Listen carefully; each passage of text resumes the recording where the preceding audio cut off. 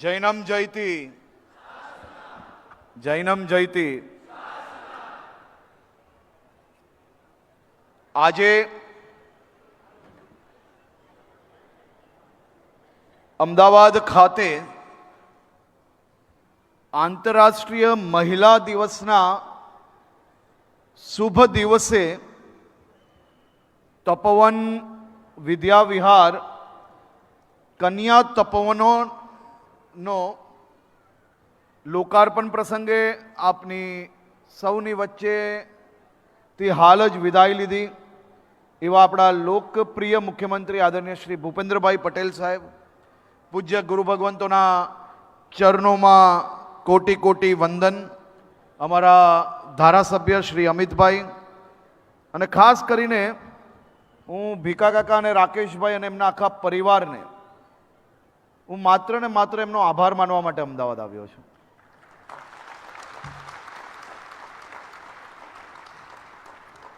આજે દુનિયાભરના લોકો મહિલા દિવસની વાત કરે છે અને હું આપ સૌને એટલે અભિનંદન આપું છું કે મહિલા દિવસના આ અવસરે આપ સૌ લોકોએ સાથે મળીને સાચા અર્થમાં મહિલાઓને સશક્ત કરવાની દિશામાં એક મહત્વનું પગલું આજે આગળ વધાર્યું છે। તપોવનની વિદ્યા વિહાર કન્યા શાળામાં વિકાસ ભી ને વિરાસત ભીના સાચા અર્થમાં ચરિતાર્થ કરતું આખું કેરિક્યુલમ એટલે કે ભણવાના બધા જ વિષયો એમને અહીંયા સમાવેશ કરવામાં આવ્યા છે। હું જ્યારે સ્કૂલની વિશેષતાઓ માટે તપોવનના સૌ સંસ્થાપકો જોડે જ્યારે વાત કરી રહ્યો હતો ત્યારે મને જાણીને ખૂબ ગર્વ થઈ રહ્યો હતો કે આ સ્કૂલમાં મારા ગુજરાતની દીકરીઓ માટે ઇન્ટરનેશનલ લેવલની સાયન્સ લેબ હોય, એઆઈ સેન્ટરની વાત હોય કે પછી આ દીકરીઓની અંદર આર્ટ્સની સ્કિલની વાત હોય, આજના જમાનામાં જે દુનિયાભરની અલગ અલગ સ્કૂલો જોડે કોમ્પિટ કરી શકે તે પ્રકારના આખું કેરિક્યુલમ આની અંદર સમાવેશ કરવામાં આવ્યો। પરંતુ એની જોડે જોડે ફૂડ લેબ રાખતા શરમાયા નથી આપણે ગર્વ જોડે આ સ્કૂલમાં ભણતર પ્રાપ્ત કરતી દીકરીઓને દુનિયાભરના દેશોમાં જઈને આજના જમાનામાં જે નવી નવી ઓપોર્ચ્યુનિટીઝ છે એ તો પ્રાપ્ત કરી જ શકે,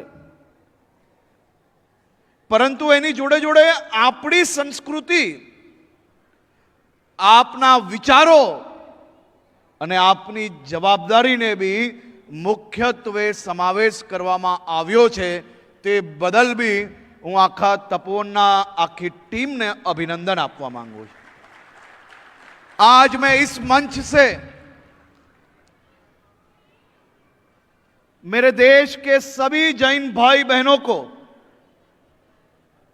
दो हाथ जोड़ के एक विनती करने आया हूं कि हम सभी लोग हर साल हमारी सबसे बड़ी जिम्मेदारी है धर्म का रक्षण करना। आप सभी को मैं अभिनंदन देता हूं कि जिस प्रकार से आप सब लोग धर्म के लिए पूरी तरह से समर्पित हो, लेकिन वही समर्पण के साथ साथ वही समर्पण में या तो 5-10% जोड़िए या तो वही समर्पण में 5-10% आप समाज के कल्याणकारी कार्यों के अंदर वो राशि का उपयोग करने की मैं 2 हाथ जोड़ के विनती करने आया हूं। अगर हम सभी एक साथ मिलके एक चातुर्मास में अगर जो खर्च होता है वो खर्च में 10% बचाए या 10% बढ़ाए, तो भी ऐसी कई संस्थाएं हमारे हर शहर में खड़ी हो सकती है।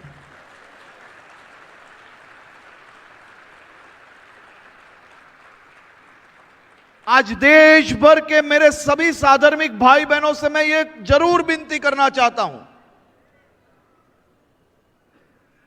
कि आप जीवदया का कार्य करिए, आप धर्म का कार्य करिए, आप जिनालयों का जीर्णोद्धार करिए।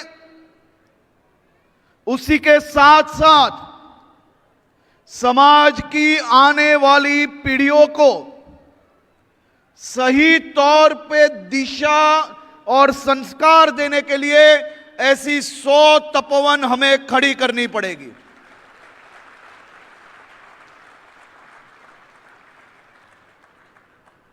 मैंने कई तपोवनियों के साथ अनेक विषयों पे चर्चा की है और मैं देश भर के मेरे साधर्मिक भाई बहनों से ये जरूर कह सकता हूं कि इस प्रकार की संस्था केवल धर्म के लिए समर्पित युवा नहीं क्रिएट करता। इस प्रकार की संस्था देश के लिए एक जिम्मेदार युवा खड़ा करता है और ऐसी संस्थाओं की देश को विशेष जरूरत है। घना लोगों ने आ वस्तु गमશે नहीं, परंतु मारो आग्रह ए समाजना विविध एवा कामों छे के जे काम तरफ आपणी नजर पड़वी ए जरूरत छे। जीवदयाना कामों આપણે વર્ષો વર્ષથી આપણા લોહીમાં આપણા સંસ્કારમાં આપણે મળ્યા છે। દેરાસર આપણા જીર્ણોદ્ધારનું કામ કદાચ દુનિયાની અંદર કોઈ સમાજની અંદર જેટલું કામ નહીં થતું હશે એટલું મોટું કામ આપણા સમાજ દ્વારા થઈ રહ્યું। સામાન્ય રીતે સમાજમાં એક ધારણા આવી ગઈ છે કે જૈન સમાજ હોય એટલે એને શું જરૂર હોય। જૈન સમાજ એટલે ખૂબ સમૃદ્ધ સમાજ, પરંતુ આ ધારણા એટલી આગળ પહોંચી ગઈ છે કે સમાજના આગળની હરોલમાં બેસેલા લોકોને જોઈને આ આખી ધારણા ઊભી થઈ રહી છે, પણ છેવાડામાં બેસેલા લોકો જે છે ને એને આપણી જોડે બેસાડવાના છે। એ સંકલ્પ જોડે આપણે લોકોએ કામગીરીને આગળ વધારવાનું છે।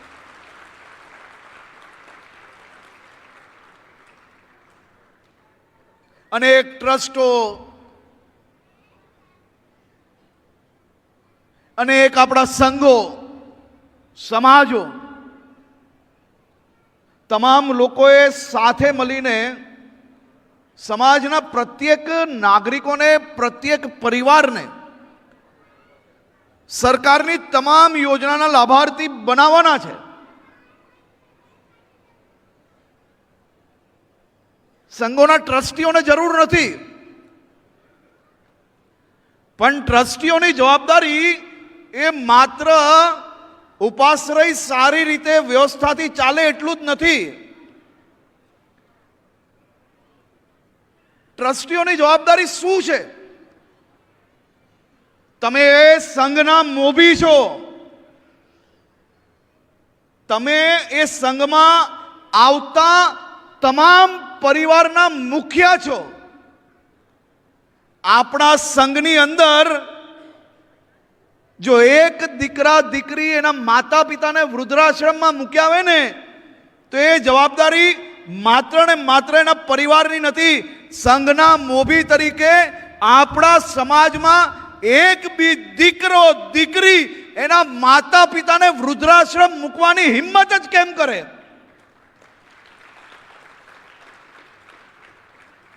અને એ દીકરા દીકરી જેના માતા પિતાએ આખી ને આખી જિંદગી એના દીકરા દીકરીને સફળ બનાવવા માટે એના ચપ્પલ ઘસી નાખે છે, રાત દિવસ મજૂરી કરે છે,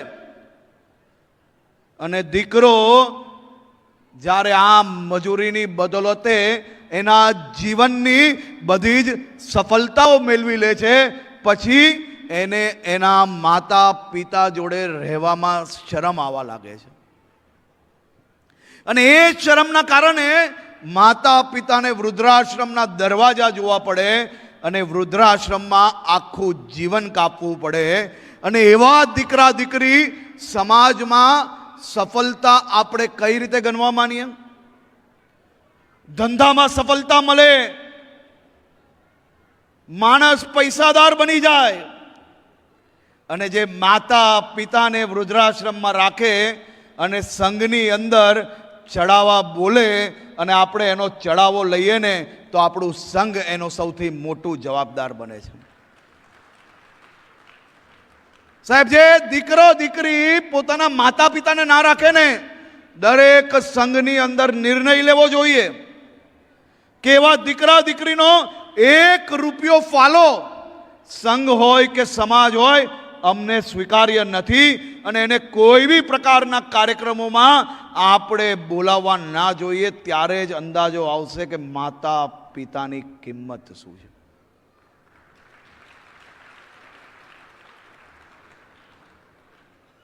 આજે ગુરુમાં અહીંયા હાજર નથી.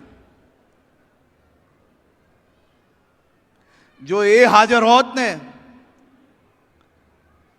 તો મને પાક્કો વિશ્વાસ છે કે કોઈ માતા પિતાને વૃદ્ધાશ્રમે જવા નહીં લેતે. સમાજની અંદર પરિવર્તન લાવવા માટે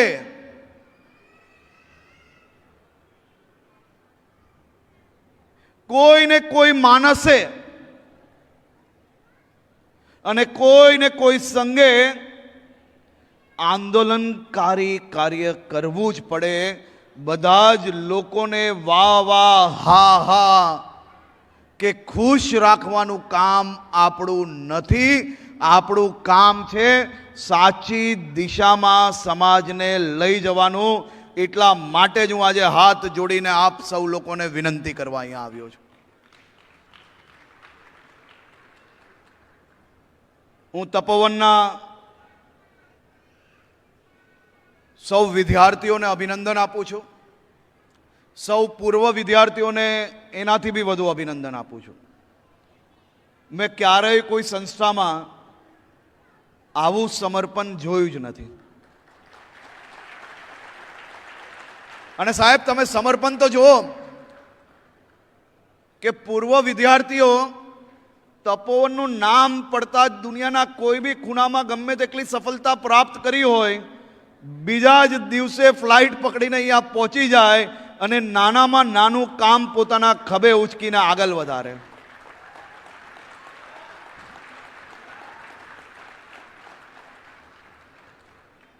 સાહેબ, તપોવનનું આ જીવતું જાગતું સૌથી મોટું પ્રૂફ હું આને મૂકું છું કે જે સંસ્થા, જે સ્કૂલ હોય કે કોઈ બી સંસ્થા હોય, એ સંસ્થાનો પુરાવો શું? આમાં અહીંયાથી 100-150 લોકો તો એવા બેઠા છે કે જેમને હું બધા જ લોકોને નામથી ઓળખું છું. બધા જ લોકો અલગ અલગ સંસ્થા, અલગ અલગ સ્કૂલો જોડે જોડાયેલા છે. હું તમને બધાને ચેલેન્જ આપું છું કે તમે લોકો જે સ્કૂલો ચલાવો છો ને,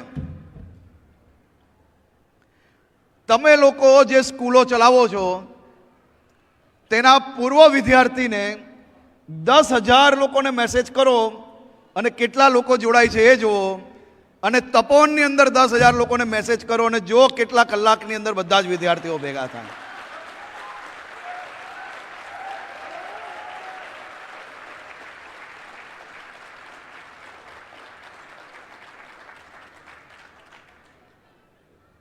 આનાથી મોટો પુરાવો કોઈ હોઈ જ ના શકે, કારણ કે તપોવન એ મગજથી નહીં પરંતુ હૃદયનું પરિવર્તન લાવવાનું સ્થાન છે.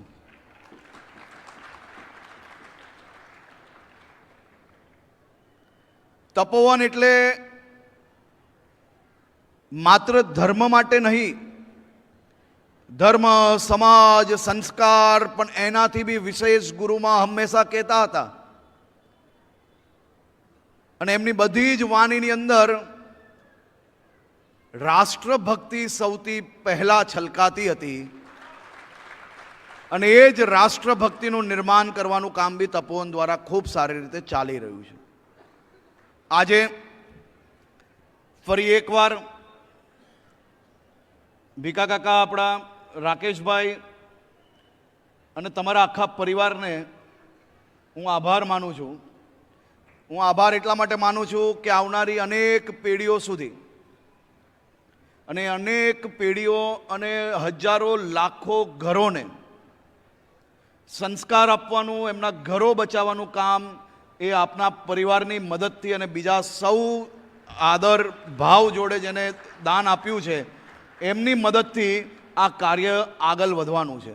તમને કદાચ અંદાજો નહીં હશે, તમારા મનમાં એવું હશે કે આ રકમ તમે આ ફાળો આપ્યો છે, તમે ફાળો નથી આપ્યો, તમે લાખો પરિવારોને બચાવવાનું કામ કર્યું છે. તમે આવનારા દિવસોમાં આ લાખો યુવતીઓને દેશભક્તિ અને ધર્મભક્તિ જોડે જોડવાનું કામ કર્યું છે. આપના પરિવારના આપેલા આ એક એક રૂપિયો એ આવનારા દિવસોમાં લેખે લાગવાનો છે.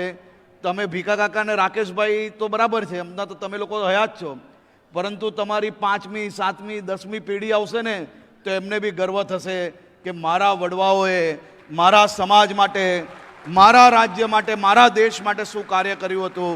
હું આપને અને આપના પરિવારને હૃદયપૂર્વક 2 હાથ જોડીને વંદન કરીને આપને નતમસ્તક થઈને અભિનંદન આપું છું કે અહીંયા આ સમાજની અંદર સૌથી મોટું પરિવર્તન લાવવાનું કામ આજના સમયે આપના પરિવારે જે કર્યું છે તે બદલ ખૂબ ખૂબ આભાર. આપ સૌ લોકોનો ખૂબ ખૂબ આભાર.